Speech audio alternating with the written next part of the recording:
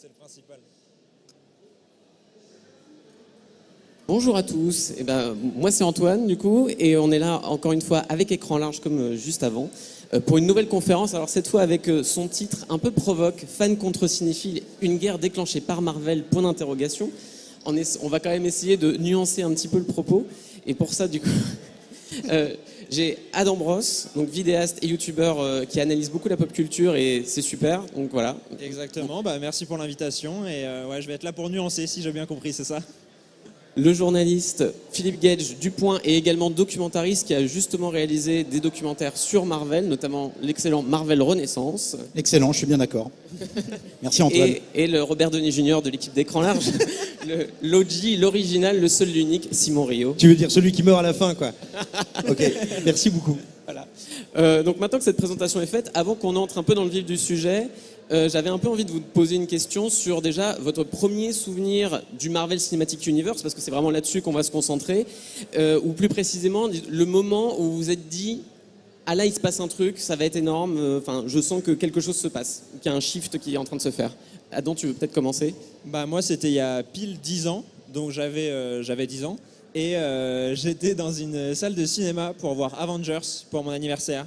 Et j'ai juste pris une espèce de claque qu'un enfant de 10 ans prendrait en voyant tous ses super-héros préférés s'unir à l'écran et faire un film ensemble. Donc je crois que c'est vraiment mon premier souvenir et où je me suis dit « Oh mon Dieu, c'est incroyable, ils l'ont fait ». Philippe ? Alors, tu parles dans le cadre de Marvel, des films produits par Marvel Studios ou vraiment plus largement Dans des films produits par Marvel, D'accord. Ouais. Moi, tout simplement avec le premier Iron Man, tout simplement, qu'on a découvert en 2008. Et Iron Man, c'était vraiment un personnage dont on imaginait... les tentatives d'adaptation au cinéma d'Iron Man remontaient vraiment à plusieurs années. C'était un personnage dont il était très improbable d'imaginer qu'il puisse donner lieu à une adaptation crédible dans un film live au cinéma.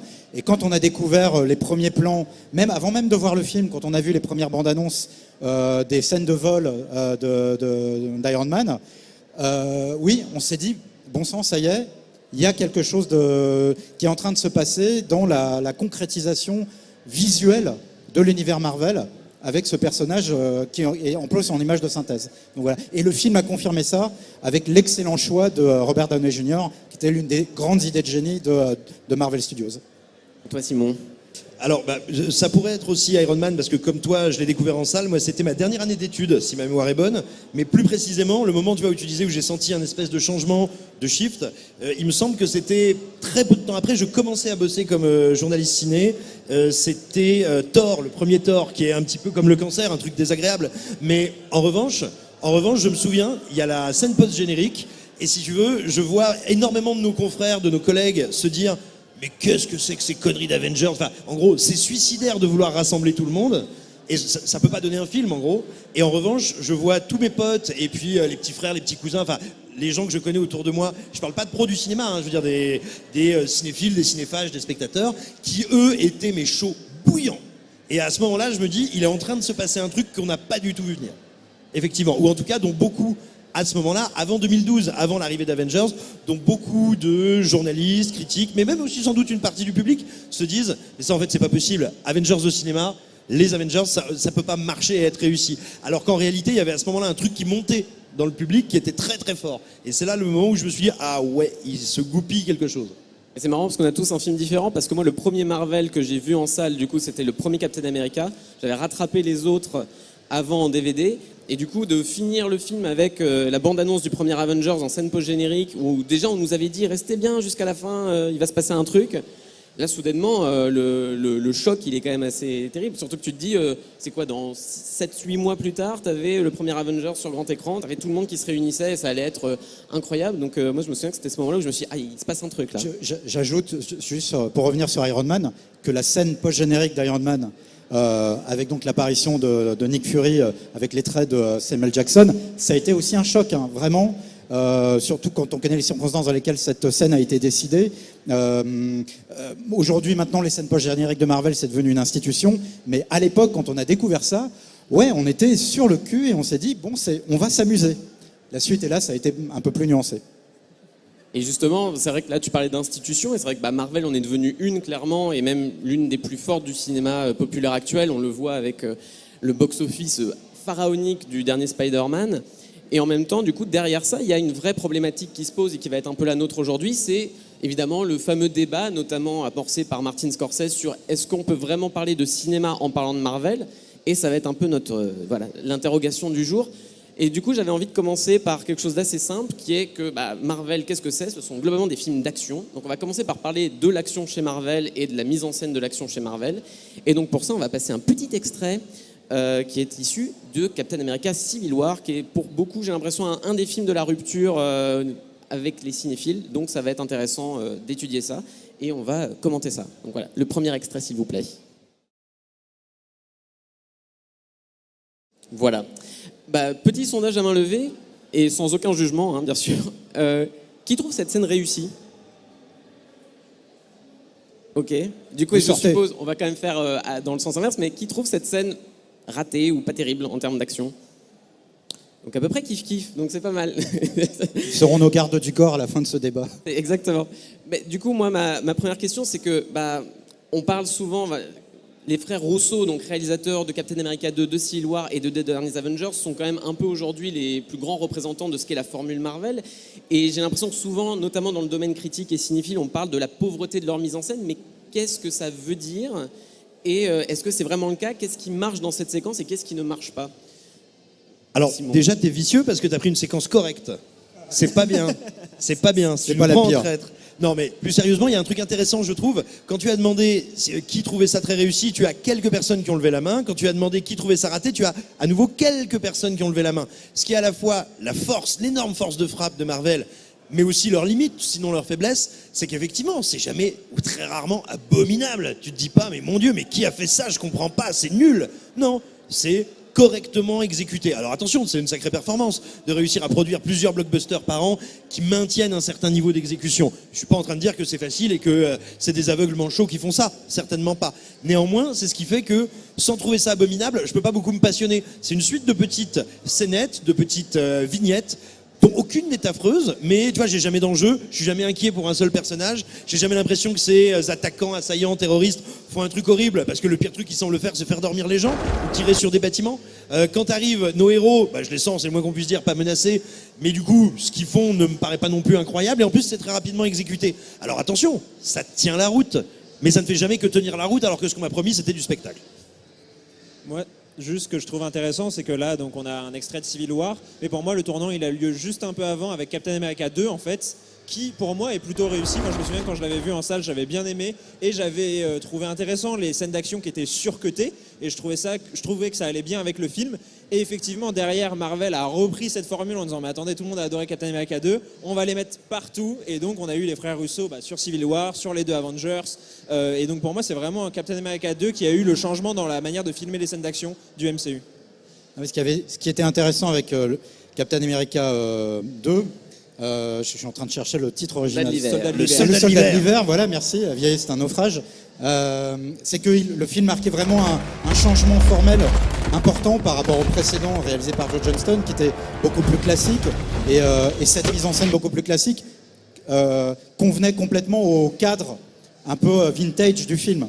Le Soldat de l'hiver, on avait une intrigue avec beaucoup plus d'action, un film d'espionnage, et donc ce choix de mise en scène se justifiait. Et je me rappelle de ma déception quand j'ai vu ce procédé reconduit dans Civil War, parce que là je le trouvais répétitif et je ne saurais pas dire pourquoi, mais assez moche en fait. Voilà, moi c'est ça qui quand je revois la scène qu'on voit là à l'instant, je la trouve pas en effet horrible. Il y a quelques plans assez quand on voit cette chute filmée en plongée d'un des personnages, il y a des plans inspirés, mais d'une façon générale, cette façon de modifier l'obturateur de la caméra pour obtenir cette espèce d'effet un peu stroboscopique, faussement accéléré, dont Spielberg avait usé d'ailleurs dans Il faut sauver le soldat Ryan, et qui depuis a été un marqueur des films d'action des années 2000, et que moi, ce que je regrette, parce que quand Spielberg l'utilise, c'était vraiment à dessein dans le cadre vraiment d'une scène qui justifiait ça, le débarquement en Normandie, mais ensuite ce procédé a été réutilisé vraiment, mais n'importe comment, et je trouve qu'il a à nouveau utilisé un peu n'importe comment dans une scène comme ça, parce qu'il s'est entre-temps complètement banalisé, et il ne se justifie pas forcément. Et en effet, Civil War, pour moi, que j'attendais beaucoup, parce que j'avais beaucoup aimé Le Soldat de l'hiver, pour plein de raisons. Le Civil War a représenté pour moi une première cassure. Même si j'étais pas un fou furieux de l'univers cinématique Marvel, Civil War a représenté une première déception assez notable dans la forme et dans la mise en scène de l'action. Voilà. T'as cette impression un peu étrange, parce que, encore une fois, moi je suis souvent très critique envers les films Marvel, mais il faut pas déconner. Tous les chefs de poste sur une production Marvel, ce sont des brutes, ce sont des tueurs, c'est vraiment des gens très doués. Mais du coup, j'ai parfois l'impression que tu as des espèces d'exigences diverses qui se court-circuitent. Par exemple, déjà dans Le Soldat de l'hiver, moi ce qui me frappait, je trouvais les chorés canons. Mais vraiment, tu regardes quels sont les gestes que font les personnages. Il y a des moments, je veux dire, quand ils se mettent des tannés entre Chris Evans et Sebastian Stan, vraiment, les chorés sont canons, sauf que c'est surcuté et je suis là, mais laissez-moi la regarder, bordel de Dieu. Le surdécoupage, c'est infernal. Oui, c'est une malédiction dans les productions Marvel. Et alors que même ce surdécoupage, n'est pas mal fait en tant que tel, il est fait avec une rythmique pour aller avec les coups. C'est-à-dire que tu sens que c'est pas non plus un débile léger qui arrive et qui a fait coupez-moi tout ça. Mais en fait, tu sens qu'il y a énormément de talent et de qualité, mais qui ne sont pas forcément ordonnés par une ligne directrice. Et du coup, ça se parasite régulièrement. Moi, j'ai un peu choisi cet extrait-là aussi, parce que moi, je trouve, par exemple, que t'es dans un entre-deux. On parlait de films d'action des années 2000.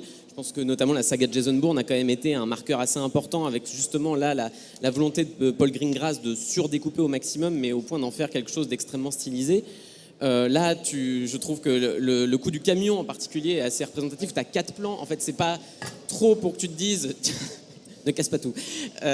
Pour que tu te dises, tiens, je veux une sorte de sensorialité de ce geste, de ce camion qui se retourne, mais ni justement, par exemple, ce qu'on pouvait même retrouver dans le Dark Knight de Nolan avec une séquence similaire avec le camion qui se retourne en un seul plan, où là, tu en as 4 et qui cut sur des angles un peu différents, mais qui sont pas totalement...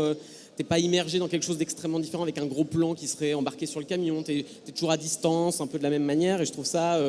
un peu tristoun en fait. Mais alors c'est peut-être là où il faut en revenir à ce que disait Scorsese. Parce que tout le monde, enfin en tout cas tous ceux qui sont intéressés à ce débat-là à ce moment-là, ont retenu le fameux Marvel, c'est pas du cinéma. Or, c'est pas exactement ça qu'il veut dire, c'est la conclusion de son propos. Il dit la manière de fabriquer ces films, les raisons pour lesquelles on les fabrique et le but qu'ils poursuivent est à ce point différent de ce qu'on appelait le cinéma à l'époque où j'en faisais, que ça n'est plus la même chose. Mais c'est comme quand Michael Mann, et ça n'est pas une critique en soi, dit depuis le numérique, le cinéma, c'est un nouvel art, c'est un autre art. Et c'est pas une critique parce que lui ne fait plus que des films en numérique et il adore ça. Ce que je veux dire, c'est que Scorsese, à ce moment-là, veut mettre en exergue le fait qu'il y a une autre logique à l'œuvre. Et bah typiquement, tu vois, comme tu dis, avant, il s'agissait de montrer, le cinéma était un art de la pure monstration, je vais faire ce plan unique où je vais voir un camion faire une cascade, alors que là maintenant, comme on doit produire assez vite avec 15 caméras pour se couvrir, je crée de l'image, je crée du flux, et je ne crée plus de l'engagement et un rapport à mon spectateur qui est le même qu'avant. Ça veut pas dire que c'est caca, c'est pas bien, ça veut dire que c'est un changement de nature qui est très profond en réalité, parce que le cinéma c'est de l'image animée. Donc si on ne montre plus les mêmes choses, on ne fait plus le même art, littéralement. Après, je trouve aussi intéressant de revenir sur quelques exemples dernièrement, notamment Shang-Chi, pour ce qui est des scènes d'action, où il y a quelques scènes d'action, pour le coup, qui ne sont pas du tout surcutées, qui sont très bien chorégraphiées. Et ça fait plaisir aussi de voir, je pense, que Marvel a pris en considération, contrairement à ce qu'ils disent et ce qu'ils veulent faire croire, certaines critiques à ce niveau-là, parce qu'on voit un vrai changement, en tout cas, sur Shang-Chi, quoi. Et tu m'amènes à ce que je voulais justement évoquer, qui est aussi tout simplement la place des réalisateurs là-dedans. Puisque les frères Russo, on le sait, avant de faire Captain America 2, avaient quand même une carrière qui était plutôt dans la télévision et la série télévisée, notamment dans l'excellente série Community et par la suite dans Arrested Development. Donc en fait, c'est pas des gens qui viennent à proprement parler du grand spectacle cinématographique. Et moi justement, j'ai un peu l'impression que c'est aussi un des changements majeurs chez Marvel, c'est qu'on a toujours eu des gens qui étaient, disons, un peu des yes man à la solde d'un studio, mais chez Marvel... À la différence, par exemple, de Sam Raimi, qui, avant de faire ses premiers Spider-Man, avait vraiment monté les échelons, avait eu des budgets de plus en plus importants, avec des films comme du premier Evil Dead jusqu'à Mort ou Vif, pour ensuite pouvoir avoir, disons, la latitude et le savoir-faire pour pouvoir gérer une équipe aussi importante que ce que nécessitaient les premiers Spider-Man. Comment on se retrouve maintenant avec des gens comme John Watts, qui, sur les Spider-Man, qui, lui, a fait 2 films indés avant et se retrouve à la tête d'une machine aussi énorme. C'est comme le réalisateur de Captain Marvel aussi, du tandem qui a réalisé Captain Marvel. Avant, il venait du cinéma indépendant. Voilà. C'était quoi la question ? Comment on en arrive à ce changement-là et qu'est-ce que ça apporte justement cette idée que finalement on a des gens a priori un peu plus dociles mais qui sans juger leur qualité artistique, n'ont peut-être pas les épaules de toute façon, ou le savoir tout simplement de pouvoir gérer des équipes aussi importantes sur des projets aussi importants. Moi, je suis très partagé parce que d'un côté, c'est une chance formidable pour ces jeunes artistes, ces jeunes réalisateurs, d'arriver tout d'un coup à la tête, en tout cas au poste officiel de réalisateur sur des productions d'une telle ampleur. Ça laisse s'exprimer, pour reprendre les éléments de langage de Marvel Studios, ça laisse s'exprimer de nouvelles voix. Et en effet, il y a beaucoup de ces noms qu'on n'aurait jamais imaginé à la tête de ces blockbusters. En vérité, le système Marvel étant ce qu'il est, avec vraiment une structure pyramidale de décision au sommet de laquelle trône toujours le très talentueux à sa façon Kevin Feige, ces réalisateurs-là, les uns après les autres, sont incapables d'imposer vraiment une grammaire visuelle qui leur est propre, des choix de photos, d'axes, de direction artistique qui leur sont propres. Tout est décidé en amont de toute façon par une organisation qui est extrêmement bien rodée au sein de Marvel Studios. Et toutes les grandes décisions principales de direction artistique, sous la direction notamment d'un type comme Ryan Meinerding, qui est un concept artiste qui est devenu l'espèce de grand Manitou de la direction visuelle, la direction artistique de tous les films Marvel. Voilà, un gars comme ça, il a, j'ai envie de dire, plus de pouvoir que le réalisateur sur un film Marvel. Les réalisateurs que nous venons de mentionner, leur fonction essentielle consiste à diriger les acteurs sur les scènes de dialogue. Ça, ce sont des faits vraiment établis. Éventuellement, ils ont voix au chapitre, s'ils ont envie, si ça les intéresse, dans le processus de production, fabrication des scènes d'action. Mais s'ils n'ont pas envie parce qu'ils y connaissent rien et que ça les saoule, voilà, ils sont, de toute façon, c'est pas eux qui vont décider. Donc, tout ça aboutit à un système qui fait que c'est positif quelque part pour ces gens-là parce que ça braque la lumière sur eux pendant un moment. Mais après, voilà, on en arrive de toute façon toujours au même résultat d'un film à l'autre. Mais justement, on en arrive toujours au même résultat, mais c'est aussi ça qui permet, je pense, à Marvel Studios de garder une constance et une cohérence. C'est-à-dire que quand on fait un univers où il y a aujourd'hui plus de 28 films, entièrement d'accord. Le risque, c'est que si on dit à chaque réalisateur « fais ta petite sauce », mais c'est incompréhensible, ça va nulle part, et à mon avis, on se retrouve avec... Le verre est dans le fruit, ouais. Mais moi, je suis pas un anti-Marvel Studios du tout, hein, vraiment.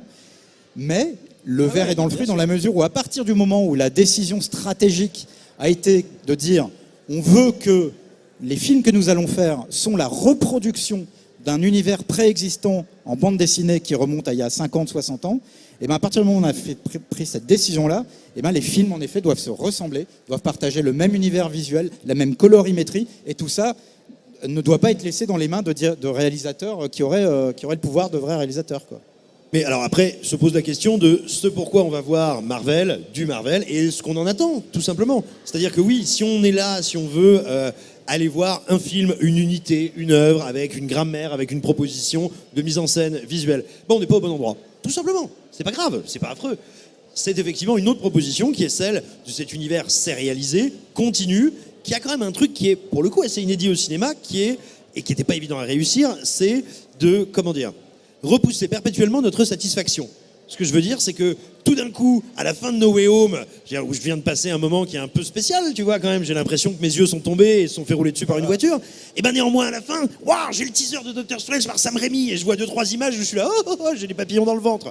Et donc, ma satisfaction a été déplacée. Puis je vais voir Doctor Strange, je vais rien vous spoiler, mais grosso modo, j'ai vu autant de multivers que je vois de caviar quand je vais au McDo.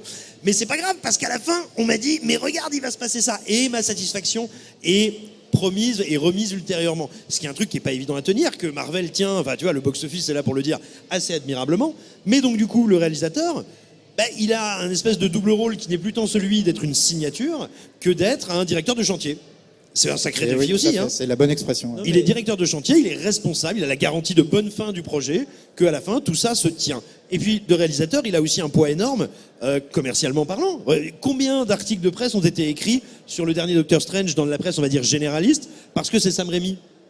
Donc voilà, peut-être que Sam Raimi ne s'est pas pleinement exprimé, mais il joue un rôle en fait qui va bien au-delà du plateau. Il est une signature. Ou alors, quand c'est John Watts sur un Spider-Man, il faut un type qui va peut-être pas nous faire des plans séquences incroyables, avoir une signature visuelle démente, mais qui va être capable de tenir 4 ans, 5 ans de promo incessante, de pas sortir une connerie, de pas un jour faire une Daniel Craig, c'est-à-dire être crevé et dire c'est des salauds, je les déteste, je veux plus jamais en faire, laissez-moi partir. Non mais ce que je veux dire c'est que Il vient de partir des 4 Fantastiques. Hein. Ouais, il y a un peu de le faire quand même. Oupsie.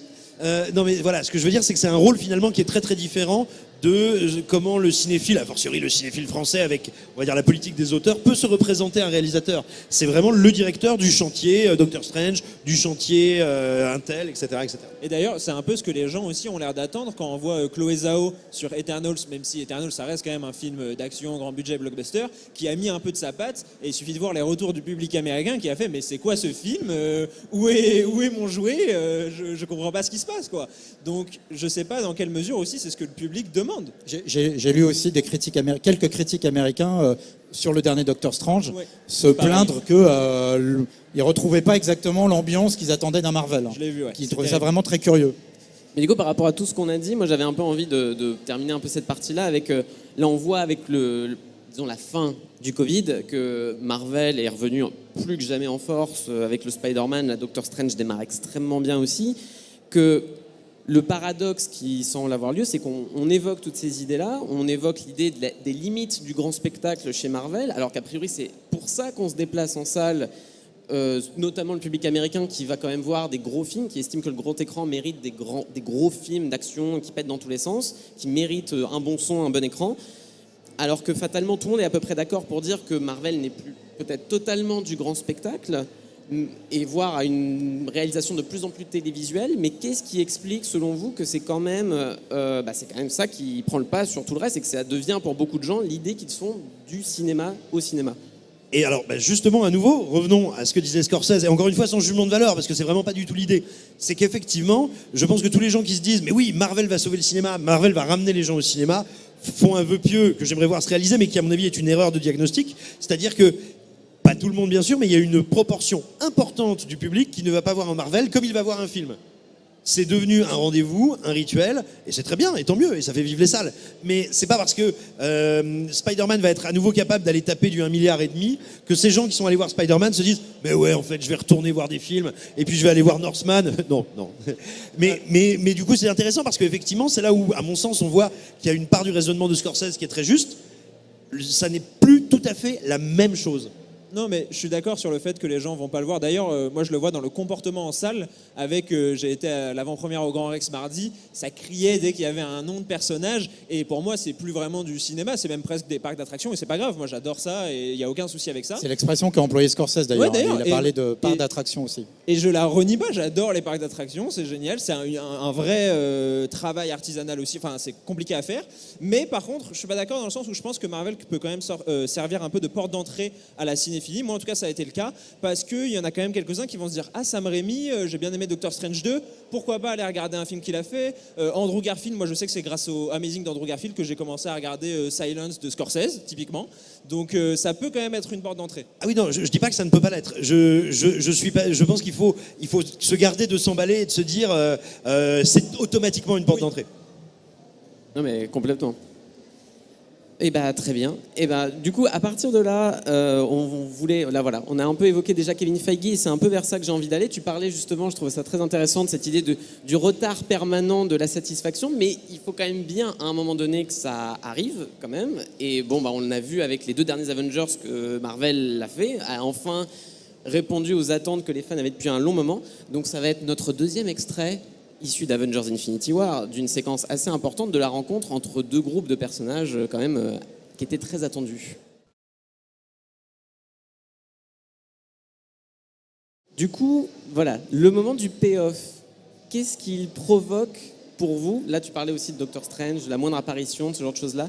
Qu'est-ce qui fait aussi que d'un coup, cette rencontre des univers, en fait, ce moment où enfin ce qui est resté séparé, segmenté en films, se rencontre, qu'est-ce qui fait que ça prend autant?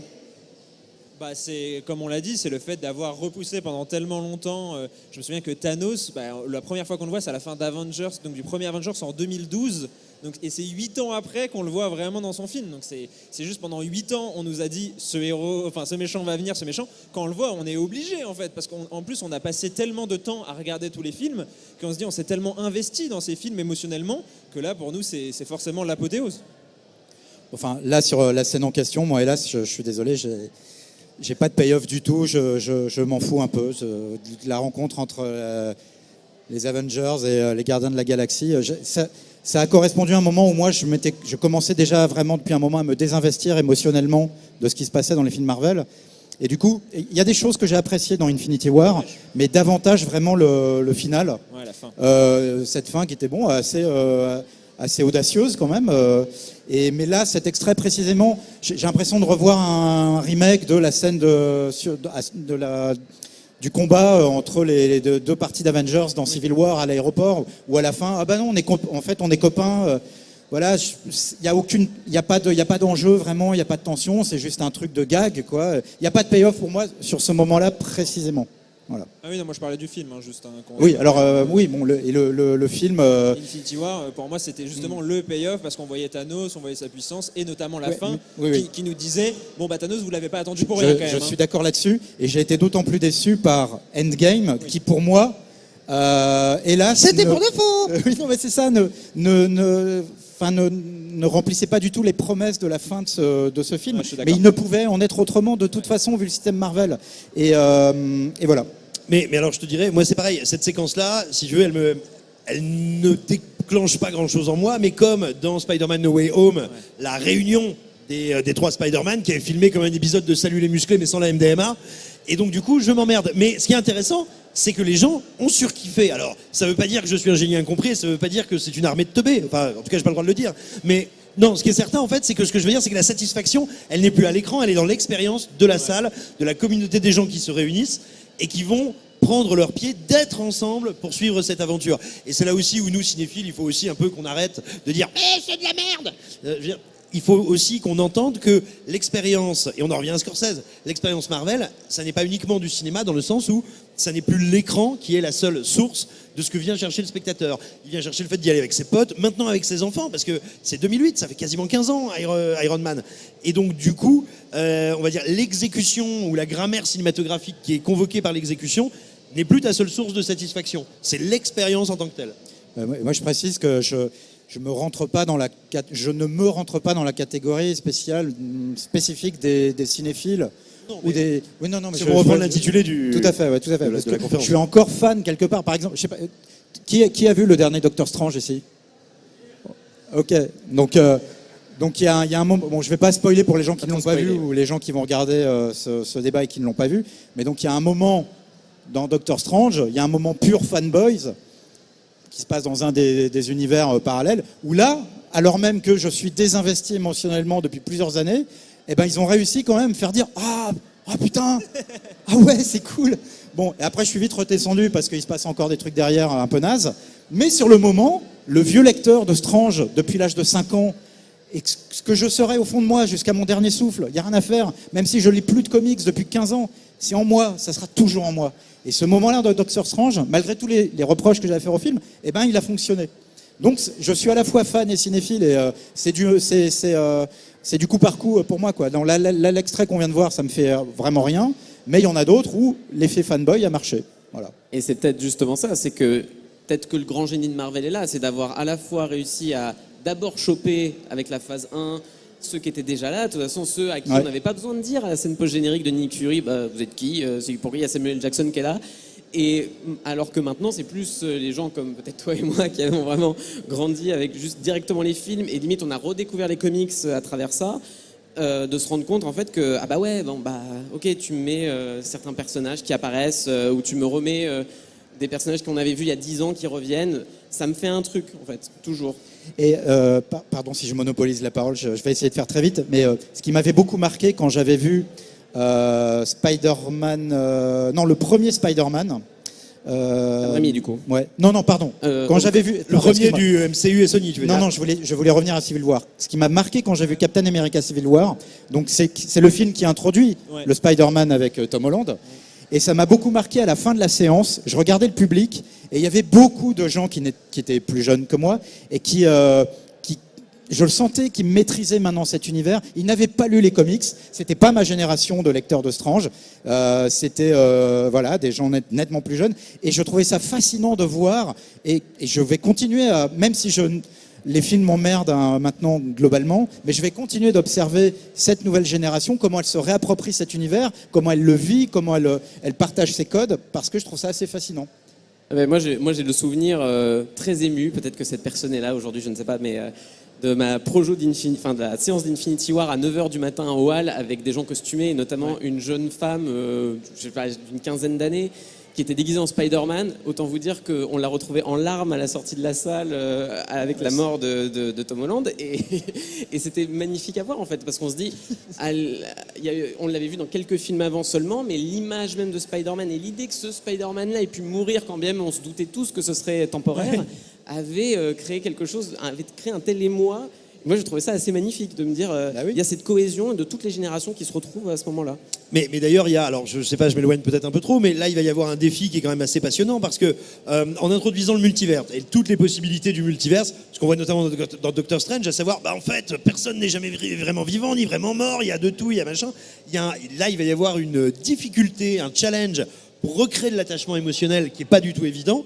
Et alors ça va être passionnant de voir comment les gens vont réagir à ça, parce que là je parle sous ton contrôle et puis je suis peut-être un peu caricatural quand je dis ça, mais on va dire la démultiplication des storylines, des temporalités, des possibilités, c'est ce qui avait failli faire chuter Marvel quand Marvel n'était entre guillemets que la maison des idées, qu'un éditeur de comics. C'est ça qui avait fait chuter les ventes, parce qu'à un moment les gens se disaient mais je peux pas commencer à lire, il y a 3000 histoires des Spider-Man, il y en a 200, ils se connaissent pas, ils se connaissent, c'est quoi le truc? Et là je suis curieux de voir, parce que Disney ils y ont pensé, je pense. Mais donc du coup comment ils l'appréhendent, quel est leur plan pour essayer de dire aux gens mais rassurez-vous, restez là. Et je suis très très curieux de voir tant eux ce qu'ils vont faire que comment va réagir le public. Déjà ça commence un peu avec Doctor Strange 2, j'ai vu pas mal de tweets passer sur qu'est-ce qu'il faut avoir vu, oh non j'ai pas vu WandaVision, j'ai pas vu cet épisode de What If, et même si moi personnellement j'y suis allé avec une personne qui avait rien vu quasiment depuis 2-3 ans, elle a quand même tout compris, et parce qu'en fait c'est des héros qui sont aujourd'hui tellement dans la culture populaire et dans l'inconscient collectif que Wanda, il n'y a pas besoin d'avoir vu WandaVision, il suffit de l'avoir vu une fois pour comprendre un peu, quoi. Puis surtout, si tu veux, là où c'est bien fait, c'est que je serais même pas loin de te dire, à mon avis, c'est plus digeste si tu n'as pas vu WandaVision. Je prends mon exemple. Non, c'est pas du tout un troll. Je n'avais regardé que le pilote de WandaVision, comme je n'avais pas à avoir à écrire dessus et que ça m'avait pas charmé, j'ai pas continué. Mais si tu veux, j'ai vu le film, il ne m'a rien manqué, parce que le film te dit toutes les 5 secondes « Ah, vous faites Wanda? Mais oui, bien sûr, vous savez, vous êtes sûrement là à cause du truc que j'ai fait et qui m'a causé ci et ça. » Ah bah non, pas du tout, mais c'est bien gentil de nous le rappeler. Mais du coup, ça ne m'a pas manqué quand j'ai vu le film. Alors qu'à l'inverse, si je m'étais tapé toute la saison de Wanda et que toutes les 10 minutes on fasse genre « Ah oui, c'est vous Wanda qui avez fait l'épisode de Plainview et ça a créé ça et cette illusion et maintenant c'est terminé. Ah, c'est plus terminé. » Là, je pense que j'aurais eu envie de claquer le projectionniste et de le jeter par la fenêtre. Mais par contre, c'est vrai qu'il va y avoir un vrai problème, et je pense qu'il se voit notamment, sans rien spoiler, sur les derniers films, c'est qu'on voit pas de point de convergence pour le coup. Il n'y a pas de Avengers de prévu, c'est ça qui m'étonne il n'y pour a ma pas part. de grands méchants qui s'imposent actuellement. Et c'est vrai que je pense que ça va commencer à manquer, faudra penser. Doctor Strange 2 était censé être le gros film, et finalement, quoi qu'on en pense, moi j'ai beaucoup aimé le film, mais il l'est pas. Il n'est pas du tout un Avengers. Il ne joue pas du tout la convergence. Ouais, c'est ça. On sent que Sam Raimi ne veut pas faire ça, vraiment. Donc à voir, effectivement, sur la suite, ça va être intéressant à voir en même temps. Et justement, du coup, on en arrive à la question de Kevin Feige, donc le PDG de Marvel Studios et le grand Manitou depuis maintenant des années, qui a quand même commencé en tant que producteur exécutif dès les Spider-Man de Sam Raimi. Maintenant, en fait, c'est quand même lui un peu le grand patron, c'est même une personnalité, ce qui est assez rare pour un producteur, finalement, d'être aussi même connu. Je pense que beaucoup d'entre vous voyez à quoi il ressemble et vous l'avez déjà entendu parler en interview. Ce qui est quand même rare pour quelqu'un dans son poste de s'imposer comme ça dans la promotion et dans le marketing de ses films. En fait, on a quand même l'impression maintenant que, alors même que Marvel maintenant va vers la série, qu'en fait, bien avant ça, dès la fin de la phase 1, on peut plus vraiment parler même de producteur, mais carrément de showrunner en fait. Et qu'est-ce que ça amène dans la manière de repenser la façon dont on fait les films, mais même de repenser peut-être l'industrie en général, ou du moins la hiérarchie de comment les choses se font dans un studio de cinéma? Alors franchement, je suis pas du tout spécialiste pour répondre à la manière dont les films se font sur les producteurs, mais effectivement, j'ai l'impression en tout cas que Kevin Feige a introduit un nouveau poste qui n'existait pas au cinéma de showrunner. Eh ben, en fait, à la fois c'est nouveau et en même temps, moi je me demande si ça n'est pas un retour en arrière, pas dans un sens négatif, mais dans le sens un retour.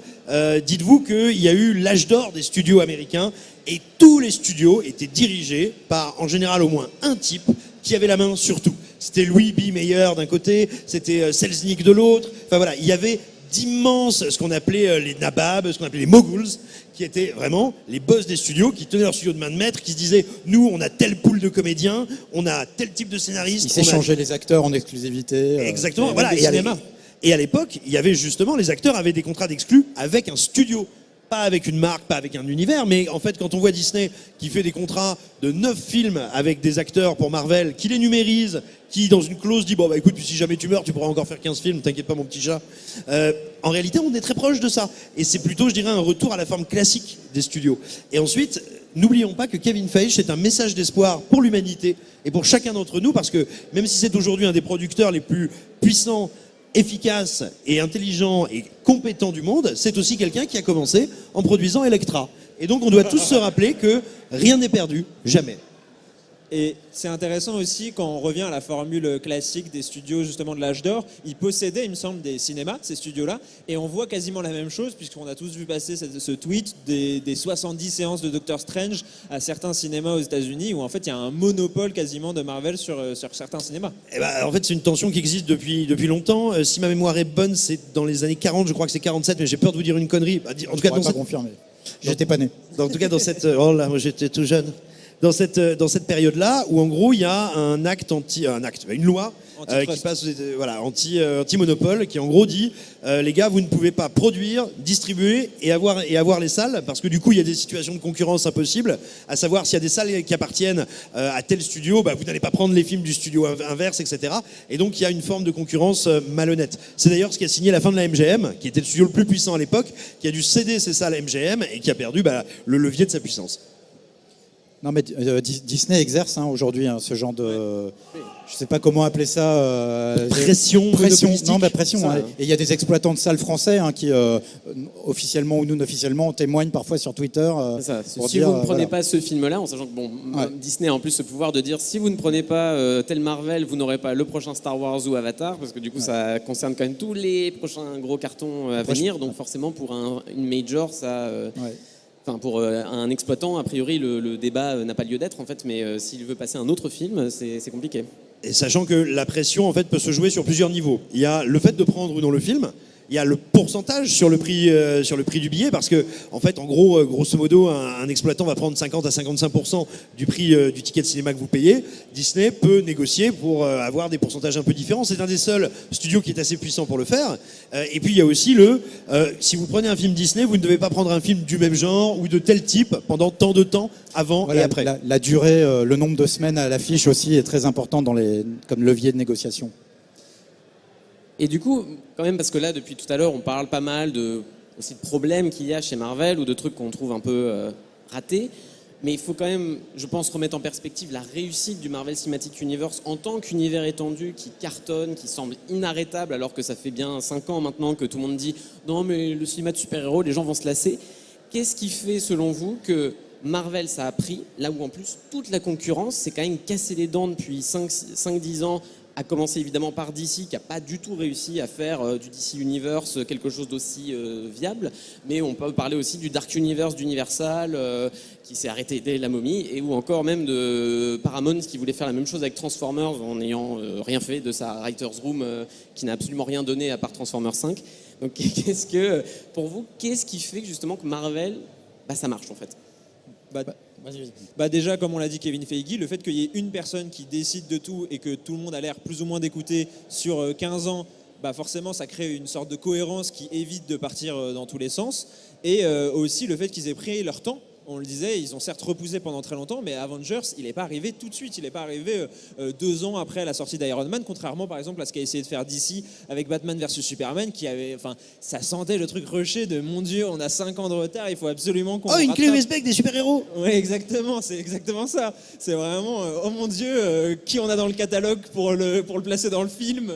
Et Sonic est en train d'essayer de faire exactement pareil. Donc c'est réussir à prendre son temps et garder une sorte de cohérence. Et pour le coup, pour moi, c'est les deux grosses réussites du MCU.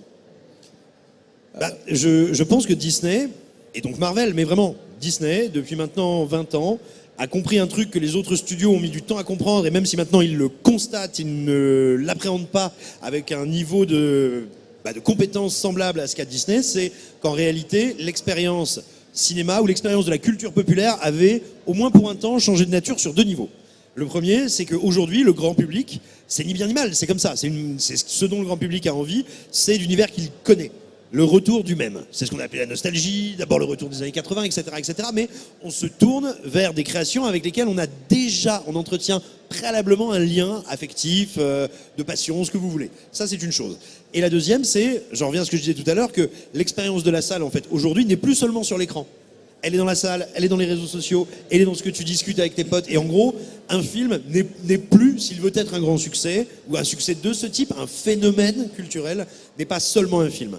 Et donc, quand tu mélanges les deux, ça veut dire, ok les gars, il faut racheter d'autres studios, il faut acheter des marques, il faut acheter ce que les Américains appellent des IPs, et il faut les penser pas uniquement en univers de cinéma. Il faut pas se dire, c'est mon film qui va faire des jouets. Non, c'est tout cet univers qui est à égalité. Et en fait, ma série, elle est aussi importante que mon film, qui est aussi important que ma poupée Scarlet Witch qui fait pleurer les enfants.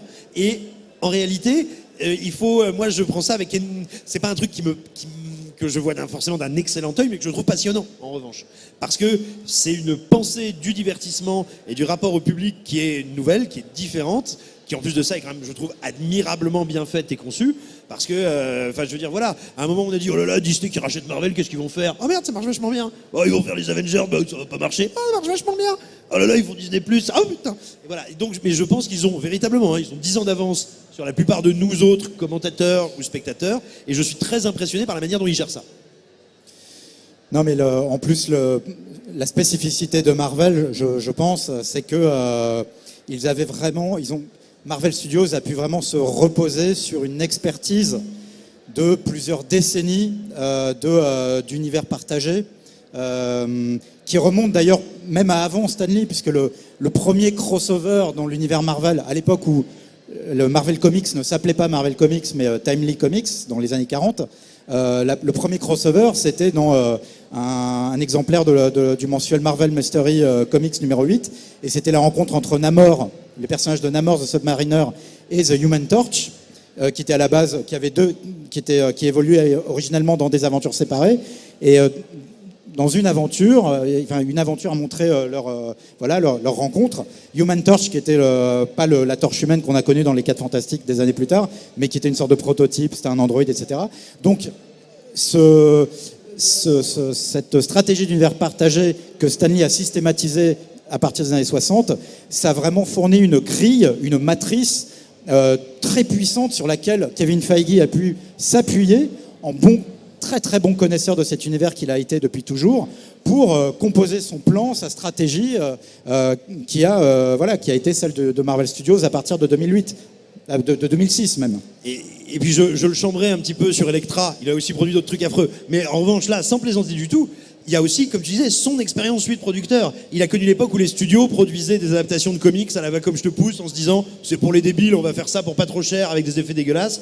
Il a connu des œuvres comme les Spider-Man de Sam Raimi qui étaient mues par une vision d'auteur mais déjà par une pensée du divertissement. C'est-à-dire que quand il arrive à la tête de Marvel Studios, il a une expérience pour dire ça je ne refais plus, ça je vais expérimenter. Et surtout c'est pas un type à qui on a dit mec t'as 2 ans, si dans 2 ans c'est pas 8 milliards à chaque film, c'est mort. Ouais. Et du coup c'est ça aussi, c'est que quand arrive le premier Avengers et où tout le monde fait incroyable, comment ils font, ils sont géniaux, mais le type a eu une confiance, une expérience accumulée qui sont énormes.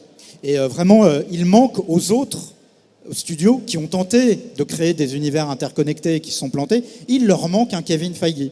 Ça vraiment, on peut dire que c'est le diable, qu'il a introduit le verre dans le fruit hollywoodien, etc. Mais vraiment, il y a quelque chose qu'on ne peut pas lui enlever à Kevin Feige, c'est l'intuition de ce qui fonctionne et de ce qui ne fonctionne pas, à la fois chez les fans, le cœur de cible, et auprès du grand public. Et voilà, et c'est comme ça que le premier Iron Man a été vraiment le coup d'envoi de tout cet univers-là. Encore une fois, j'insiste sur le fait que Iron Man, à l'époque, en dehors du cercle, d'un cercle assez important de lecteurs quand même, mais le grand public, personne ne connaissait Iron Man. C'était un vrai pari. Et c'est Kevin Feige qui a su vraiment conduire et piloter cette première phase en ayant cette intuition de ce qui fonctionnerait ou de ce qui ne fonctionnerait pas. Et ça, c'est parce qu'à la base, c'est un fan. Et je compléterai en disant qu'encore une fois, il y a au sein de Marvel Studios une structure de fonctionnement qu'on ne voit dans aucun autre studio. Il y a Kevin Feige au sommet de la pyramide, Louis Desposito qui est son lieutenant. Marvel Studios, c'est un triumvirat en fait. Kevin Feige, Louis Desposito, Victoria Alonso. Et en dessous d'eux, il y a ce qu'on surnomme le Parlement Marvel, avec une dizaine d'autres hommes et femmes de confiance. Et c'est ce groupe-là qui vraiment gère du moindre détail, de la première lettre du scénario jusqu'au dernier plan finalisé en post-production, ce groupe-là qui gère la fabrication des films et qui est à la fois constitué de gens très compétents sur un plan technique et de vrais fans de l'univers Marvel. Et ça, on ne le voit nulle part ailleurs, y compris chez Warner et DC, quand bien même il y a aussi des décisionnaires fans au sein de Warner DC. On prend l'ancien directeur de DC Comics pour rechapeauter le truc derrière et ça marche pas parce qu'il est un peu seul dans son coin. Il n'y a pas une même synergie entre la branche édition et le studio du côté de chez Warner DC que celle qu'il y a eu entre la branche édition Marvel Comics et le studio Marvel. Et tout ça s'est fait dans la douleur d'ailleurs du côté de chez Marvel et ça se fait encore. Il y a une certaine... Aujourd'hui, la maison d'édition Marvel le paye quelque part la réalisation de ce rêve, parce qu'aujourd'hui, si vous allez dans les bureaux de Marvel Comics à New York, s'ils existent encore d'ailleurs, mais je crois que c'est le cas, c'est une coquille vide. Enfin, je veux dire, l'essentiel maintenant est à Burbank, où Marvel Studios réside, dans les studios Disney. Et d'ailleurs, je pense que tout comme les locaux de DC Comics historiques à New York ont fermé déjà depuis un moment, les locaux de Marvel à Manhattan, à New York, ne vont pas tarder à prendre le pli. Voilà. Mais c'est intéressant aussi sur cette distinction entre les comics et les films et l'importance. Notamment, je vois les fans de comics ne sont pas forcément les premiers fans des films. Je pense par exemple à Comics Blog que j'aime beaucoup et qui souvent, par exemple, a détesté Moon Knight. Et donc, il y a aussi une rupture à ce niveau-là. Les fans du MCU ne sont pas forcément des fans de comics à la base. C'est vraiment deux trucs différents, quoi. Et puis là, on a parlé de la fabrication de cet univers, et je vois la même chose que toi, Philippe, je suis d'accord avec vous. Moi, il y a aussi un truc qui me frappe, quand on compare notamment à Warner et DC, c'est la maîtrise de la communication de Disney et de Marvel. Oui. Mais ça, c'est un truc dément. C'est-à-dire que tu vois Warner qui, à un moment, fait une conférence de presse, et t'as l'impression que, je veux dire, tout le monde a fait une rupture d'anévrisme, et dit « Il y a la série machin, la série truc, le bidule, là, ouais, là !» 6 mois après, t'entends plus parler de rien. Tu sais pas où ça en est, t'as quelqu'un qui passe et qui dit « Ouais, c'est annulé !» Ah bon, quoi? Là où, si tu veux, tu sens que du côté de chez Disney, tu as une planification, une pensée en amont de qu'est-ce qu'on va annoncer. Et quand on annonce un truc, c'est carré. Des trucs annulés dans le MCU, il y en a eu, hein. RIP les immortels, petits anges partis trop gros. Mais néanmoins, il n'y en a pas eu beaucoup des trucs comme ça. Ça arrivait très, très rarement. La maîtrise de Disney, de à quel moment on annonce quelque chose, comment on l'annonce, et comment le train communicationnel et promotionnel va se passer, c'est sidérant.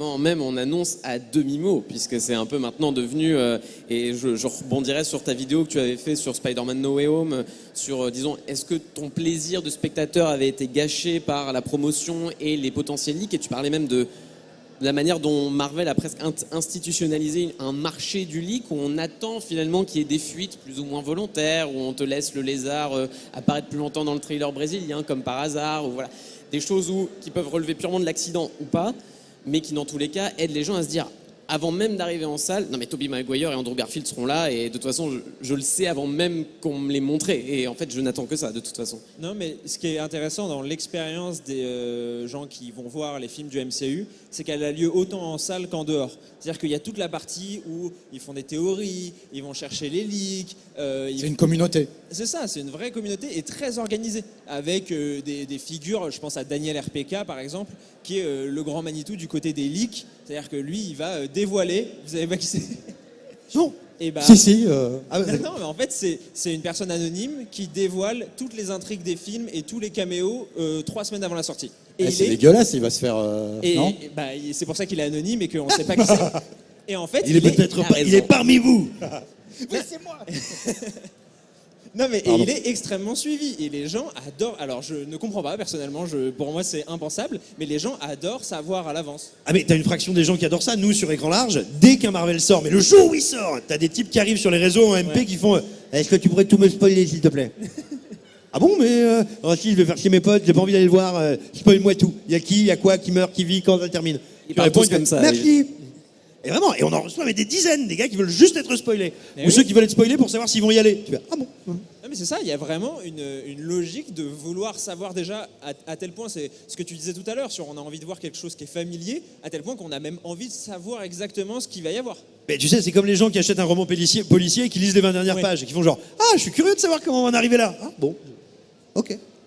Non, mais c'est fascinant de voir à quel point cette notion de besoin de familiarité qui est vraiment au cœur du succès de la formule Marvel, elle rejoint de toute façon un besoin général des foules, du public, de ne pas d'aller en priorité vers vers des univers qu'ils connaissent déjà, et ce triomphe des licences, ce presque diktat des licences à Hollywood, je pense a encore de beaux jours devant lui dans les années qui viennent.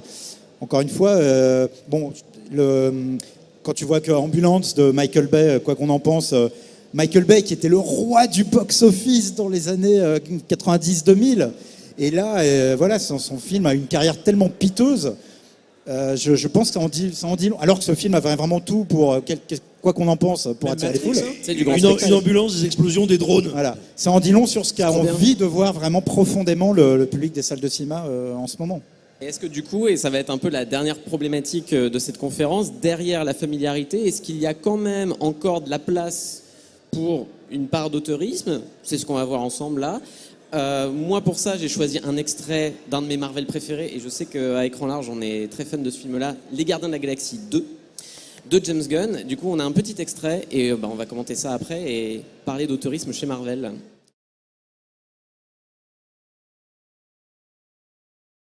Moi, j'aime beaucoup cette séquence-là parce que je trouve qu'elle reflète totalement ce qui fait aussi le sel du cinéma de James Gunn, à savoir cet amour du trauma familial de ces personnages cassés qui cherchent ensemble à se rabibocher. Et c'est quelque chose qu'on avait vu dès ses premiers films, dès La Trauma, déjà avec ce côté toujours très dégueulasse, avec en même temps cet humour un peu bizarre, qu'il est peut-être l'un des seuls à avoir su vraiment infuser, je trouve, chez Marvel, et qu'on a même retrouvé du coup en dehors de Marvel, puisqu'il a réalisé pour la concurrence directe The Suicide Squad, qui pourtant a quelque chose de très proche, je trouve, dans ses thématiques et dans sa manière qu'il a de les aborder. Du coup, voilà, moi j'avais un peu envie qu'on revienne là-dessus. Est-ce que pour vous, est-ce que James Gunn est un auteur chez Marvel, et est-ce qu'il y en aurait d'autres? Bah, James Gunn est un auteur dans le sens où, tout bêtement, le cinéma d'auteur, c'est un truc tout con. C'est quand vous pouvez reconnaître la patte de celui qui a fait le film. C'est pas parce que c'est en noir et blanc et que vous vous emmerdez. C'est pas parce que ça parle d'un truc tragique, dramatique qui vous intéresse pas. Et c'est pas parce que ça a été fait en 1920. C'est si vous voyez un film et vous vous dites ah mais ça c'est machin qui a dû le faire celui-là. C'est que vous êtes face à un film qui a un auteur apparent, on va dire. Alors oui, James Gunn c'est un auteur et c'est un auteur qui peut s'épanouir dans l'écosystème Marvel parce que sa patte, lui, sa signature, c'est l'écriture des personnages. C'est pas la grammaire cinématographique. Il a une grammaire efficace, lisible, ce qu'on veut, mais qui est finalement assez banal, assez passe-partout en tout cas. Sa patte, c'est l'écriture des personnages. Donc il y a moyen de moyenner avec Marvel. Après, moi je te dirais, à l'heure actuelle, il y a quasiment aucune place, quasiment, pas zéro, quasiment aucune place pour les auteurs, me semble-t-il, dans le cinéma de blockbuster américain. Mais en fait, ça va refluer, ça évolue. C'est une question de pendule, ça va revenir. Il faut aussi voir un truc, c'est que regarde, prenons le western. Des westerns, il y en a eu quoi il y en a eu, je veux dire, une production ultra intense pendant 60 ans. Je pense qu'à un moment, il y avait des gens, tu vois, s'il y avait des conventions à l'époque qui étaient là, genre, un jour, ce sera la fin, on verra autre chose que des westerns. Ou alors qui devaient se dire, oh non, il n'y a pas de western d'auteur, mais c'est pas vrai. En fait, la mode s'est amplifiée, tout le monde l'a digéré, et on surgit dans ce mouvement-là des gens qui ont trouvé le moyen de se l'approprier, de se trouver une place dans les studios. Et on va en voir de plus en plus des James Gunn. Là, pour l'instant, moi, je mange un peu mon pain noir en me disant mais j'ai pas de doute que le cinéma de blockbuster ou le cinéma super-héroïque dans 10 ans aura beaucoup plus de nuances qu'il n'en a aujourd'hui. Bah, c'est ça, moi je suis vraiment très curieux de voir la suite. Déjà, on voit que Marvel essaye de s'ouvrir à des auteurs, après avec plus ou moins de réussite, parce que Chloé Zhao et Sam Raimi, qu'on le veuille ou non, c'est des gens qui, à la base, ont des films qui sont reconnaissables dans leur filmographie. Et c'est quand même les 2 derniers réalisateurs embauchés par Marvel Studios, parce que John Watts, c'est aussi avec Sony, et donc c'est une autre problématique encore. Et même, j'ai l'impression qu'il y a de plus en plus de réalisateurs qui essayent de s'emparer de ça. Je pense à David Robert Mitchell, qui a fait donc Under the Silver Lake et It Follows. Et son prochain film, c'est un film sur les super-héros qui s'annonce comme A New Take on Super-Hero Movies. Donc j'ai vraiment hâte de voir ça. Et je pense qu'effectivement, on peut être à un nouveau tournant où on va sortir un peu du cinéma classique qu'on a vu, des univers partagés, pour avoir des tentatives un peu plus osées, comme peut l'être Joker ou comme pourraient l'être d'autres films. Ouais, moi je suis pas, pour l'instant, pas hyper optimiste quand même, parce que je vois pas, c'est peut-être parce que j'ai pas revu encore assez de films pour me faire un avis, quoi, mais je vois pas de talent évident qui émerge. Je note, si on parle de Marvel, si on parle de Marvel Studios, je note une volonté qui pour moi est évidemment plus stratégique que vraiment artistique, une volonté de s'acheter une respectabilité en s'ouvrant davantage à des auteurs reconnus, enfin reconnus par la critique. Donc en effet récemment Chloé Zhao sur Eternals et Sam Raimi sur Doctor Strange. J'ai plus été convaincu de mon côté par Doctor Strange. Qui a aimé le dernier Doctor Strange ici? J'ai envie de me sentir moins seul. Merci, vous êtes les meilleurs. Ne changez rien. J'ai été davantage convaincu par, même si je sais que beaucoup de gens, et notamment mes camarades de Capture Mag, que je salue, n'ont pas été hyper convaincus par le dernier Doctor Strange. Je salue Stéphane Moïsakis notamment, qui m'a également salué dans le podcast, donc petit ping-pong. Moi, j'ai été plutôt convaincu par Doctor Strange et par la relative marge de manœuvre qui a été accordée à Sam Raimi, que je n'ai été convaincu par Chloé Zhao dans Eternals. Mais on n'a pas encore assez de recul pour voir si cette inflexion de Marvel est vraiment un mouvement de fond ou si c'est quelque chose de conjoncturel. Je note que Eternals n'a quand même pas été, même si le film a été très rentable forcément pour Marvel, et même s'il est sorti dans un contexte encore pandémique qui a limité très certainement son potentiel, 400 millions de dollars en gros de recettes au box-office pour le film, de recettes mondiales, c'est quand même pas hyper glorieux. Après, il était aussi relié à aucun autre film de l'univers Marvel, ce qui aidait pas non plus. Je suis d'accord là-dessus. Mais je suis pas hyper... Je vois pas de... Je sais pas. Pour l'instant, j'ai l'impression surtout d'assister à toujours une tendance très lourde à la primauté de la marque, des licences, des univers sur les réalisateurs. Qui sont toujours quand même plus ou moins invisibilisés dans les plans, les médias, les plans marketing, les affiches, etc. On a une exception là toute récente avec Doctor Strange numéro 2 et Sam Raimi qui a été quand même mise en avant parce qu'on ne pouvait pas faire autrement et c'était un vrai beau coup de la part de Marvel. Et pour le coup, moi je suis pas hyper fan des Gardiens de la Galaxie 2, même si je comprends très bien tes arguments, mais moi personnellement, c'est dans Doctor Strange de Sam Raimi que j'ai retrouvé quelques moments typique de Sam Raimi, qui ne se limite pas seulement au style visuel. L'arc sur la solitude du Docteur Strange, et il y a une réplique, je ne vais pas la dire ici pour ceux qui ne l'ont pas vue, mais une réplique que je trouve très belle, que le personnage prononce vers la fin du film, vis-à-vis du personnage joué par Rachel McAdams. Je trouve que c'est une réplique très touchante, moi qui m'a ému, ce qui ne m'était pas arrivé dans un film de Marvel Studios depuis des années.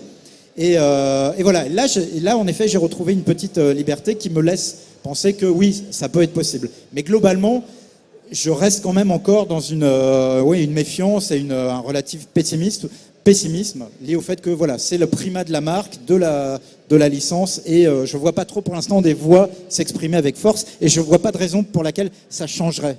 Le système, il y a une inertie du système qui fait que, sauf si Marvel Studios connaît des échecs retentissants, très puissants avec ses films suivants, ce qui amènerait peut-être à repenser la stratégie. Pour l'instant, je ne vois pas le truc changer. Oui, on peut peut-être parler de nivellement par le bas là-dessus, de ce point de vue-là. Moi, je sais qu'il y a un film pour lequel j'ai beaucoup de tendresse, c'est Iron Man 3, parce que j'adore Shane Black, et quand bien même c'est peut-être l'un des films les plus faibles de Shane Black, il y a sa patte dedans, et au final c'est quand même d'ailleurs un des films où j'ai l'impression que c'est une des dernières fois où Marvel s'est dit on laisse les clés de la bagnole au mec, mais finalement le Comme il s'est twist, tiré avec, forcément, ça s'est mal passé. le twist sur le mandarin s'est moyennement passé, donc il a fallu rétro-pédaler derrière. Mais Je crois que Robert Downey Jr. leur avait pas laissé le choix, parce que c'est vraiment lui qui a C'est ça. imposé Shane Black sur le film. En voie d'ascenseur après Kiss Kiss Bang Bang, mais moi, un peu par rapport à ce que tu disais, moi je sais que Shane Black, du coup j'avais découvert Iron Man 3 et je me dis vachement bien, et puis tous les critiques justement parlaient de Kiss Kiss Bang Bang et de L'Arme Fatale et de tous les films qu'il avait scénarisés et à quel point c'est le maître du buddy movie. Moi j'ai tout redécouvert à partir de là, et c'est peut-être une des dernières fois, mis à part James Gunn, où moi justement Marvel m'avait un peu chopé via justement l'auteur derrière, plus que, alors évidemment j'y allais pour Iron Man, mais en même temps au final je suis reparti avec Shane Black, et ça c'est, je trouve, quelque chose qui est peut-être arrivé pour la dernière fois. Mais du coup, pour finir, parce qu'on n'a plus beaucoup de temps, est-ce que finalement le futur de Marvel, maintenant qu'il y a les séries, il n'est pas là, alors qu'il y a les films à côté et que tout est finalement fait un peu sur le même mode? Et quand on parlait de showrunner tout à l'heure, on voit d'ailleurs que Marvel a un système qui est très différent de la manière dont les séries se font en temps normal, puisqu'il n'y a pas vraiment de showrunner sur les séries. En fait, il y a un réalisateur principal et un concepteur du scénario, et les deux travaillent de concert, mais il n'y a pas vraiment une tête pensante, un showrunner. Est-ce que du coup, ce système-là, ça crée encore... est-ce que c'est pas finalement ce dont Marvel a besoin? Et est-ce que ça va peut-être aller sur les films, ou comment ça va se conjuguer? Alors ça, je me demande, tu vois, si c'est pas une question, comment dire, de nous journalistes qui avons envie de nous prendre la tête, parce qu'en réalité, si tu es un fan de Marvel, tu kiffes Marvel, il y a déjà, comme on l'a remarqué plusieurs fois dans cette discussion, un phénomène de sérialisation, de suivre un film qui finalement n'est qu'un épisode. Donc, est-ce que les séries représentent, on va dire, une énorme rupture, tu vois, un énorme changement de paradigme pour un fan de Marvel? Je suis pas sûr. Ça, je pense que c'est vraiment nous qui aimons bien nous toucher le cerveau avec les ongles un peu crasseux. Mais finalement, parle pour toi pour les ongles crasseux. Ah oui, clairement, oui.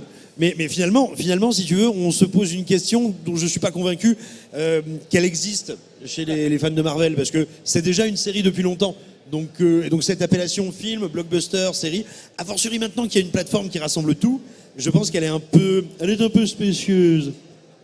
Moi, je pense que ça change quelque chose, c'est que les séries vont permettre d'étaler sur encore plus de temps le moment où on regarde. C'est-à-dire que là, chaque mercredi, il y avait Moon Knight, ça va enchaîner dans même pas un mois, et ce qui fait que les temps de pause entre chaque produit Marvel, qui était avant de 6 mois ou au moins 4 mois, maintenant, c'est quand pendant 2 mois, il n'y a rien de Marvel, on se dit, oula, qu'est-ce qui se passe, ils sont en hibernation. Donc je pense que ça va changer dans le sens où ça va encore plus accompagner au quotidien certaines personnes. Très juste, oui. Moi, j'ai l'impression que Marvel Studios ne fait que reproduire avec les séries de Disney+, le système qui est en place pour les films. Donc, je vois pas de changement. Il n'y a pas de showrunner, tout comme il n'y a pas de réalisateur vraiment décisionnaire sur les films. Et en effet, il y a un head writer sur les séries de Disney+. C'est le cas sur Moon Knight, comme ça a été le cas sur la série Captain America, machin. Falcon et le soldat d'hiver. Voilà, Loki, pareil. Il y a un head writer, mais il n'est pas showrunner. C'est pas le showrunner tout puissant. Et ça va poser un problème. Marvel joue avec le feu avec ça. Marvel joue avec le feu sur 3 pointes. Je vais essayer je vais développer pendant 1 heure. Non, mais Marvel joue avec le feu sur le fait que leur réservoir de personnages extrêmement populaires et fédérateurs, il se réduit parce que le système de copyright imposé par Marvel aux auteurs de comics fait que les auteurs de comics se sentent de plus en plus dépossédés de leur création.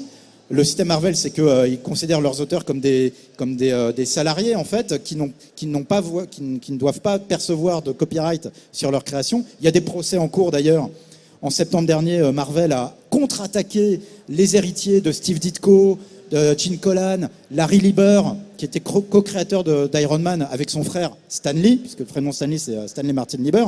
Donc il y a une bataille juridique en ce moment, en cours même, devant les tribunaux californiens, entre l'entité Marvel et les créateurs de ces personnages, Spider-Man et la plupart des Avengers, qui sont le fonds de commerce de Marvel Studios et de Disney. Et la résultante de ça, c'est qu'il y a plus ou moins de création de personnages, de super-héros très très emblématiques qui serait suffisant à porter des films qui feront $1 milliard au box-office. Ça, à terme, ça va être un problème pour Marvel. Le deuxième problème, c'est l'interpénétration croissante entre les séries Disney+ et les films. Pour moi, ça va créer des contraintes d'écriture qui vont être de plus en plus compliquées à gérer. Marvel va certainement s'en sortir, ils vont certainement trouver des solutions qui vont me faire mentir, mais pour moi, c'est un vrai problème. Mais on disait tout à l'heure que ça avait été le problème et ça avait signé la fin de l'âge d'or des comics. Voilà, exactement. Et puis, dernière chose, pour répondre à ta question, le fait qu'il n'y ait pas de showrunner sur ces séries, ça a refroidi, et donc il y a eu un article qui nous a fait suivre, d'ailleurs récemment de Variety sur le sujet, ça refroidit certains scénaristes stars et qui sont vraiment des cadors de la profession d'aller bosser pour Marvel parce qu'ils savent qu'ils n'auront pas les mêmes pouvoirs créatifs, la même latitude créative qu'ils ont pour d'autres séries, du câble, etc. Et ça va affadir, je pense, le processus créatif de ces séries Marvel. Ça, si ça vous intéresse, le Hollywood Reporter avait fait un super article là-dessus pour expliquer justement que parce qu'il n'y a pas vraiment de showrunner dans les séries Marvel, ça refroidissait énormément des cadors de l'industrie qui ont bossé pour HBO ou pour d'autres plateformes très fortes, et aussi que les syndicats américains qui sont quand même très importants pour segmenter qui fait quoi et qui a le pouvoir sur quoi, s'inquiétaient un peu de ce changement de paradigme sur lequel en plus Marvel ne rend pas de compte du tout pour l'instant. Du moins pour l'instant. Alors oui, ce qu'il faut préciser, c'est que quand on parle des syndicats à Hollywood, c'est des syndicats qui sont extrêmement puissants et qui ont une capacité légale à faire arrêter un projet ou à dire ça maintenant, ça se fait comme ça.